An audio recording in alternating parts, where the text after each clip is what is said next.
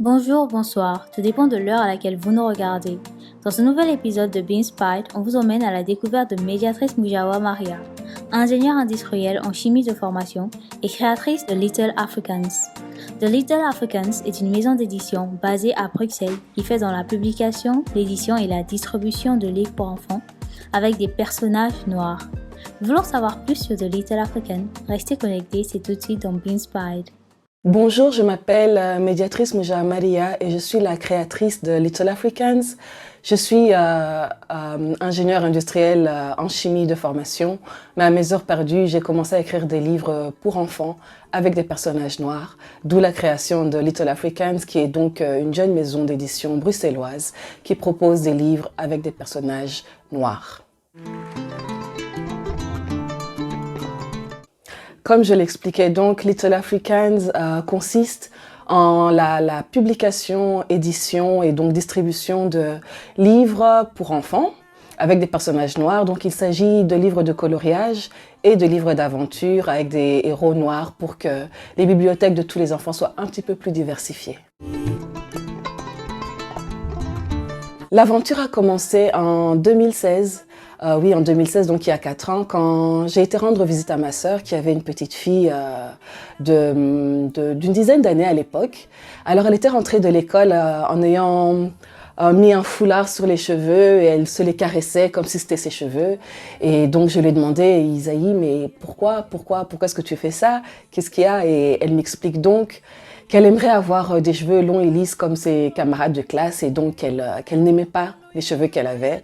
Elle a de magnifiques cheveux crépus, de cheveux noirs. Et je voyais en elle toutes les petites filles et même les petits garçons qui se posent des questions par rapport à leur apparence différente des enfants de leur classe, donc et de leur couleur de peau différente. Et je me suis dit qu'il fallait absolument qu'on puisse faire quelque chose. Donc je me suis rendu compte que c'était à cause d'un manque de diversité, entre autres en tout cas, un manque de diversité dans les jeux, à la télé, dans les dessins animés qu'ils regardaient. Il y a très rarement des héros noirs. Et donc j'ai décidé de ne pas m'en plaindre et plutôt de proposer une solution. Ce que j'ai fait dans un premier temps, c'est donc publier un premier livre de coloriage où il y avait des femmes noires avec des cheveux bouclés, avec des cheveux en afro, avec des cheveux un petit peu de tous les styles comme on peut voir dans les différentes coiffures africaines. Donc pour un petit peu lui montrer que les cheveux noirs sont beaux et que justement on peut en faire beaucoup de coiffures et que la petite fille qu'elle est n'est absolument pas moche et qu'elle est belle comme elle est et qu'elle devrait vraiment apprendre à aimer qui elle est. Et c'est pour ça donc cette aventure a commencé. Donc c'était d'abord avec un livre de coloriage, avec des femmes noires. Ensuite, en allant donc proposer ce livre à différentes personnes, j'ai eu beaucoup de remarques qui me disaient mais on aimerait bien aussi des livres de coloriage pour les garçons. Ce qui a fait que j'ai créé un deuxième livre de coloriage. Là, le livre contenait donc 10 images de garçons et d'hommes dans la vie de tous les jours, donc dans une ville moderne. Dans différentes circonstances. C'était un livre de coloriage avec plutôt des personnages de garçons, qui lui aussi s'est absolument bien vendu. Donc les gens étaient tout à fait réceptifs à cette initiative. Ce qui a été le plus difficile dans l'aventure, c'était d'apporter les produits donc au public, parce que je l'ai entendu, il y a beaucoup de parents qui sont à la recherche de ce genre de produits. Alors quand j'ai eu mon premier livre de coloriage en main, j'avais une boîte remplie de livres et là je me dis ok d'accord, comment est-ce que je vais aller trouver mon public, chercher mon public?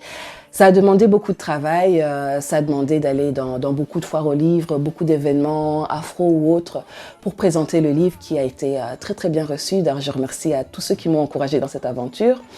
Mais pour moi, le plus dur, ça a été ça. Et donc, aujourd'hui, 4 ans plus tard, la solution que j'ai mise en place est plutôt un e-commerce qui me permet donc de pouvoir expédier les livres partout à travers le monde et donc ainsi pouvoir atteindre le plus de monde. Et donc, j'espère que cette solution me permettra d'atteindre un maximum de gens et que mes livres arrivent dans les bibliothèques d'un tas de petits garçons et de petites filles pour changer ce monde et en faire un monde meilleur.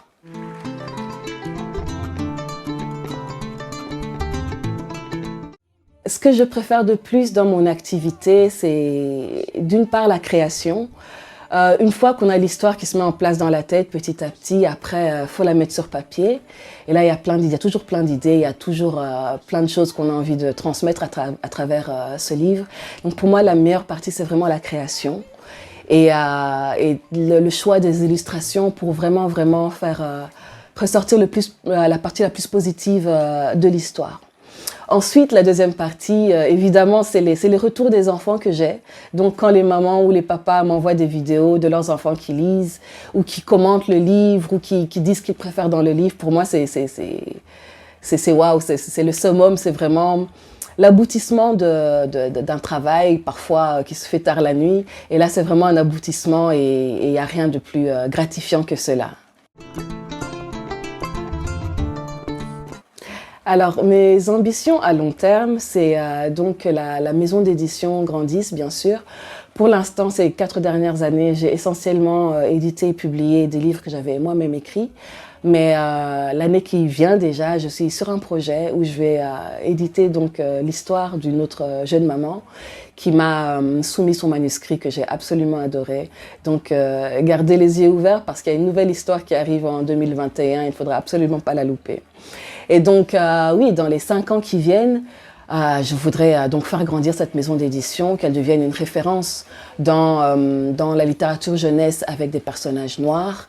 Et qui sait, peut-être dans 5 ans, dans 10 ans ou peut-être moins, commencer à en faire des dessins animés qui seraient donc diffusés un peu partout pour pallier à ce manque de diversité hein, dans les dessins animés et dans ce que nos enfants voient tous les jours. Le conseil que je donnerais à toute autre personne qui veut entreprendre, que ce soit dans le même domaine que moi ou dans un autre domaine, quel qu'il soit, c'est la persévérance. Entreprendre, on dit souvent, ce n'est pas facile. Au fait, moi, je pense que ce qui est le plus difficile, c'est tenir sur la longueur. Ça prend du temps de construire une entreprise. Ce n'est pas fait en 1 mois, en 2 et encore moins en 1 année. Donc, il ne faut absolument pas s'arrêter quand ça devient difficile, quand on se demande si c'est la bonne voie qu'on a choisie. Et voilà, je dirais surtout la persévérance et puis d'y aller pas à pas, à son rythme. Parce que quand on est passionné, ça ne peut que fonctionner. Donc il faut juste se donner le temps de construire ce qu'on veut construire et le faire correctement et bien. Donc j'encourage vraiment d'autres personnes à également se lancer dans l'aventure parce que nous ne serons jamais assez. Nous ne serons pas assez parce que c'est déjà un grand manque qu'il y a. Et donc le plus nous serons, le mieux ce sera pour un futur meilleur. Pour terminer, je vous donne donc les dernières informations où trouver Little Africans. Il y a le site internet www.littleafricans.com où vous pouvez directement commander les livres et donc vous faire livrer partout dans le monde. Ensuite, je communique énormément sur les réseaux sociaux, sur ma page Instagram, Little Africans, vous trouverez ainsi. Allez suivre la page, allez sur le site internet, découvrez un petit peu cette aventure et donnez-moi plein de courage parce que c'est grâce à vous que cette aventure va grandir. Un grand merci et bye bye. Merci de nous avoir regardés. On se retrouve la semaine prochaine pour un nouvel épisode de Be Inspired. D'ici là, portez-vous bien et n'oubliez pas de vous abonner à la page, de partager, d'aimer et de donner vos avis en commentaire.